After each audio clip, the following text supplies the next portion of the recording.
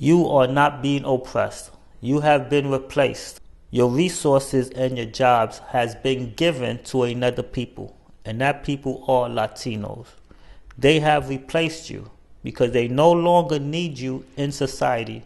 This is why they focus so much on locking you up, because they don't want you outside on the streets not doing anything with yourselves. So they rather just lock you up. You have been replaced. You're not being oppressed. This might hurt some folks, but black on black crime is real. I'm really talking about the hate though. Seriously, as a black man, don't no one hate on you more than another black person. Yet we see those same people talking about support black or support black businesses. Man, get y'all lying asses out of here. It's a true statement when they say it be your own people. I don't know why it's so hard to be happy for someone, especially when they're doing well. Most of the shootings are young black men killing other young black men. Is that not correct? Yeah, that's correct. Okay. Much more than what the cops do. Why doesn't anybody talk about that? Well, I mean, why aren't there, 100 giant black celebrities who would have the respect of those people saying, what are you doing to yourselves? Why are you killing each other? This is no way to live. This dishonors our community. Come on. We're better than this. Right. I feel like it's never addressed.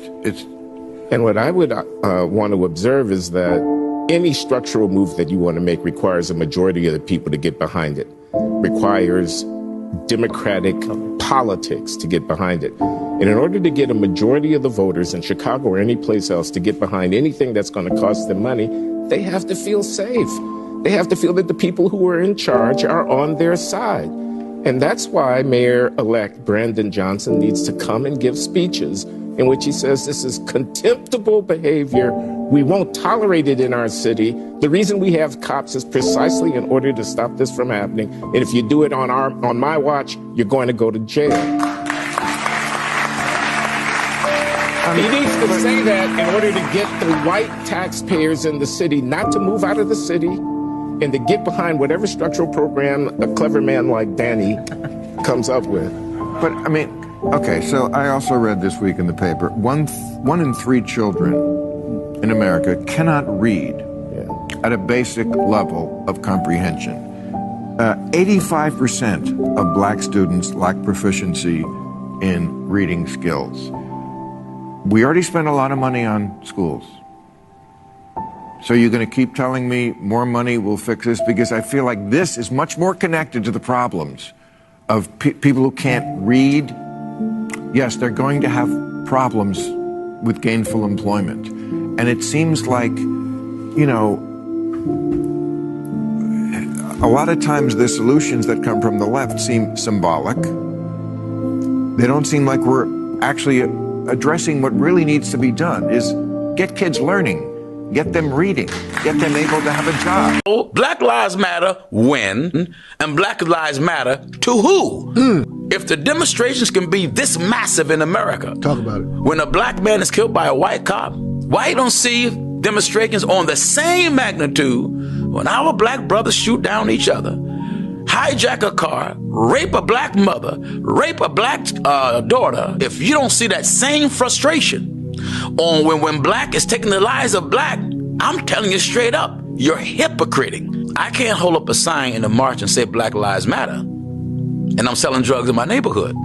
That's awesome. I cannot hold up a sign that says Black Lives Matter, and I'm beating up my black wife. Talk about it. I cannot hold up a sign that says Black Lives Matter, and yet I'm out here making a bunch of babies and yet refuse to take care of any of them.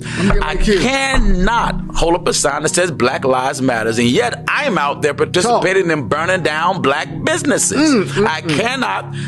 I just saw a black guy, share a meme that said that 97% of black people are killed by black people, 1% by cops, 2% by white people who are not cops. Biggest crock of shit ever. I don't care whether you pull it from the Justice Department or you pull it from the FBI. You've got to remember, the police at the state and federal level, there's no obligation to do this. So you're not going to find these reliable stats any lower. But it teeters around 80% black on black crime. Now, what people who speak like that casually or inconveniently dismiss is that white on white crime is about 79% itself. So the first thing we should have asked when we started talking about black on black crime, is it different? And the answer is no, It's not different at all. And the second thing we should be asking is, why is that? And it makes sense when you think about it. Most crimes are not away games. You know, True. Very true. most people are like, you know what? You know, Bloods and Crips are not saying, you know what? Let's fly out to Miami and get this done, son. No, Yeah. it's proximity, who you live around. So in Chinatown, most crime is Chinese on Chinese.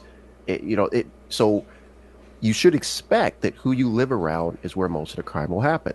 Now, a large percentage of minorities still live in cities. Now, that's changing very abruptly as the younger generations adapt and move out and do their progressive thing. But you have this population that for a long period of time was not legally allowed to live in most places in this country. You know, talking about Chicago, my people were only allowed legally to live on the south side and west side. I think that was finally torn out in the 60s. Stop unaliving each other.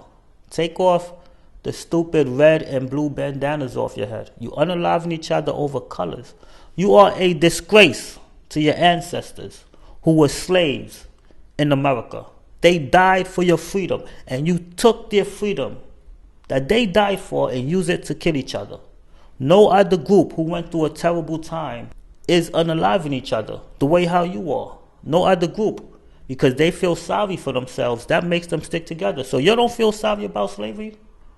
Why you not sticking together? All these black leaders, all your black ancestors who were slaves got whips, their backs split wide open for not working fast enough. You are letting them down. You are a failure to your ancestors. They are rolling in their graves. Martin Luther King, Malcolm X, all these great black leaders that fought for your equality and for you to be treated like everyone else. They are rolling in their graves. They died for your freedom. Instead of taking that freedom and loving each other, sticking together, you take that to kill each other, man. Your ancestors went through slavery for nothing, man.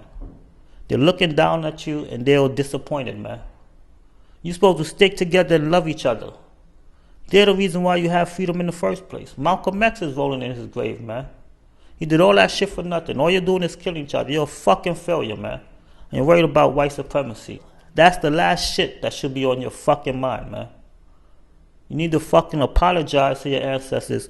Pull your fucking selves up by your bootstraps and get your act together. We today are not being killed by white people as much as we are killing one another. You have to agree with that. A white policeman filled with hate may shoot a black man down, beat a black man up, and you run out and picket.